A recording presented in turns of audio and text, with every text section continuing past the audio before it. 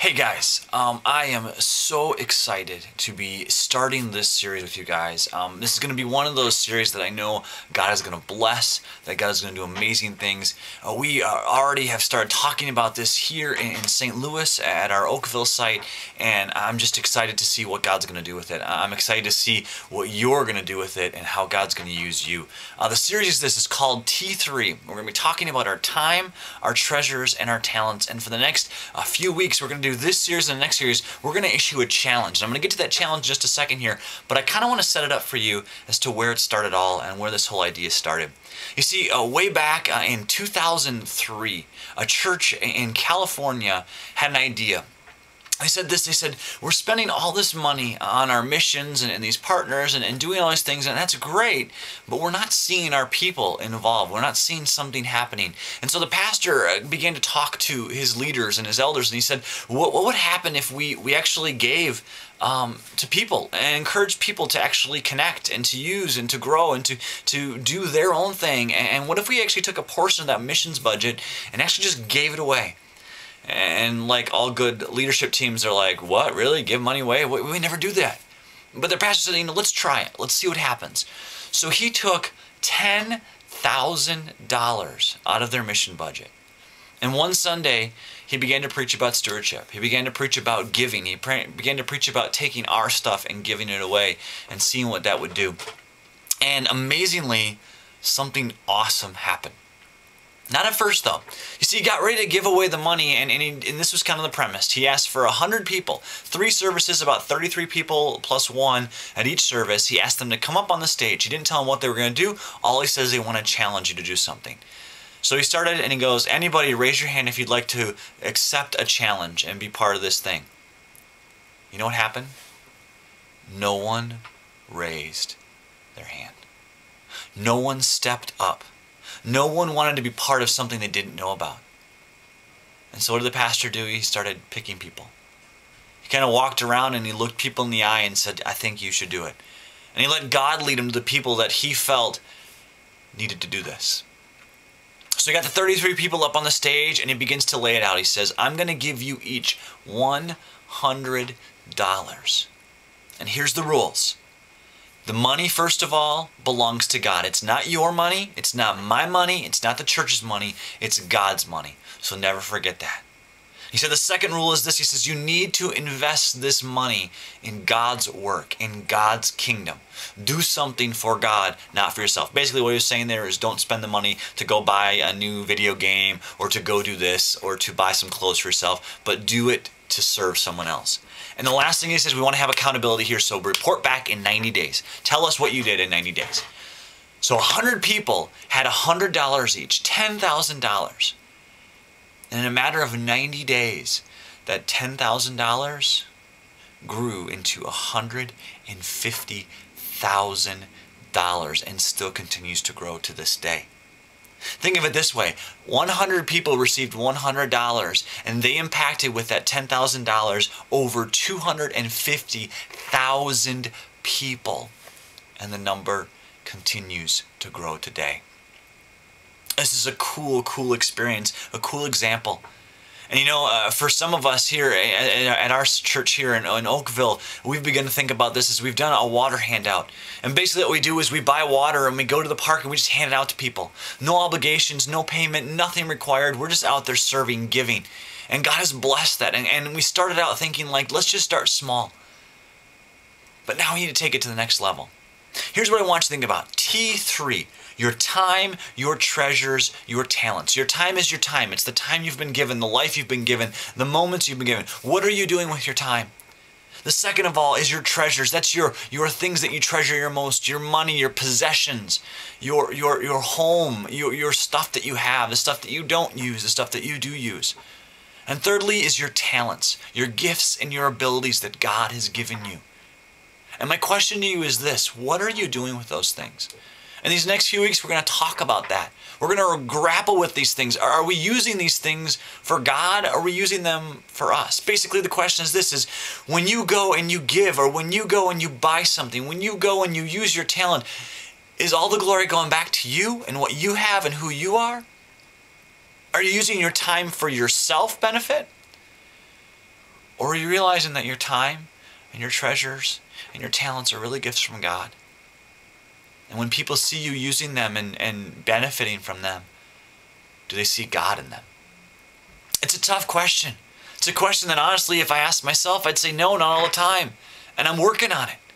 But I want to challenge you just like I'm challenging myself right now to really start thinking about this. I want to go to a book in the Bible, John chapter 6. If you'd go there with me. John chapter 6. And it's a great story talking about a miracle that Jesus performed. And I want to read it to you, and I want you to kind of think about how this represents our time, our treasures, and talents, and giving it away for God. Check this out. It says this: sometime after this, Jesus crossed to the far shore of the Sea of Galilee, and a great crowd of people followed him because they saw the signs he had performed by the healing of the sick. So basically, Jesus is performing all these miracles, and all these people gather around. They're like, whoa, this guy's cool. He can do these amazing things. I want to see what else he can do. So then Jesus went up on the mountainside, sat down with his disciples, and it was the Jewish Passover festival was near. When Jesus looked up and saw a great crowd coming toward him, he said to one of his disciples, Philip, he said, "Where shall we buy bread for these people to eat?" He asked this only to test him, for he already had in mind what he was going to do. Philip answered him, "It would take almost a year's wages to buy enough bread for each one to even have a bite." So Philip's like, "No way, there's no way we can do this, Jesus." Another disciple, Simon Peter, this is the outspoken one, the one that always kind of speaks up. He says, "Here's a boy with 5 loaves of barley and 2 small fish, but how far will they go among so many?" So, I mean, here Jesus is kind of throwing out to the disciples, like, we got to feed these people. What are you going to do? What are you going to do? And the first disciple's like, no way. I know finances. I know this. There's no way we have enough money to be able to pay to get food for those people. And then Simon Peter, in kind of this like gullible moments, like, food, kid, yeah, let's use this. I mean, but yet at the same time, you can hear in his voice, like, yeah, like, what are we going to do with this? 2 small loaves of bread and how many fish did it say? 3 fish, 5 fish? Yeah. I mean, what are we going to do with 2 small fish and 5 loaves of barley? We can't feed that many people. How many people are there? Well, let's go on. Jesus said, had the people sit down. There was plenty of grass in the place, and they sat down. It says there was about 5,000 men there. Basically what that's saying is there's between 10 to 20,000 people there. If you count, because they don't count the women or children. They're only counting the men. So somewhere between 10 to 20,000 people. And Jesus is like, have them sit down. Let's do this.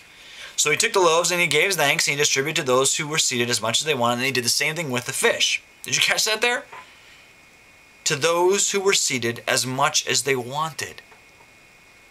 When they had all enough that they had to eat, he said to his disciples, "Gather the pieces that are left over and let nothing be wasted." So they gathered them and filled 12 baskets with the pieces of 5 barley loaves left over by those who had eaten. Yikes. Okay, so they have 5 small loaves of bread. We're not talking about big, gigantic loaves of bread here. We're talking about like hoagie buns, like, hot dog bun sized loaves of bread, and 2 fish. And Jesus feeds 5,000 men, somewhere between 10 to 20,000 people with this stuff. And they gathered how many? 12 baskets left over. Here's the thing. That kid had something. He didn't have his time. He didn't have his talents, but he had a treasure. And his treasure was his lunch. That was his lunch. That was all he had. And can you imagine this kid? He's walking around and this disciple's like, "Whoa, dude, you got food. Bring it here. Let's go. Jesus is going to do something with it." The kid had a choice to make. He could have ran and hid and gorged himself on his 5 loaves of bread and 2 fish. Or he could give. And give it to Jesus. Chances are he probably had no idea who this Jesus was. But he chose to give. And in that choice to give, God blessed it. A meal for one fed 10 to 20,000 people. So here it is. This is my challenge to you.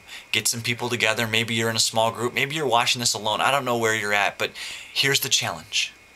In the next couple weeks, start thinking about what God's calling you to do. I don't have $100 to give you, but you have money, you have resources, you have friends, you have family. And think about, what does God want me to do? The challenge is to go and do something for God, to take your time, your treasures, your talents, one of those, all of those, and give it completely to God and say, God, I want to see what you can do with this. Pray to him that he would lead you. Pray to him he would guide you. And then we're going to report back. I would love to see videos of you telling me how you did this. I would love to see comments underneath these videos as we talk about this, telling me, telling us, telling the world that God can do these things. But it starts right now. You have to accept the challenge. So will you do it? Will you take your T3, your time, your treasures, and your talents, and realize that it's not mine, it's God's, and give it to him and say, God, bless this. God, I know you can do amazing things with this. You see, here's the thing. We're like the little boy. God can do it. God's already doing it. He's already represented that he can do it. It's not a question about whether or not he can. It's a question of whether or not we'll join in. It's a question of whether or not we'll sacrifice. It's a question of whether or not we trust him enough to provide. I'm excited to see where this goes. I'm excited to talk with you in the weeks ahead. I'm excited to hear about what you're doing. I know I've already heard some of the ideas from students here in Oakville, and it's crazy where they're going. And I'm so excited to see God will bless this. So I'll be praying for you. I'm excited for you. And I'll see you soon.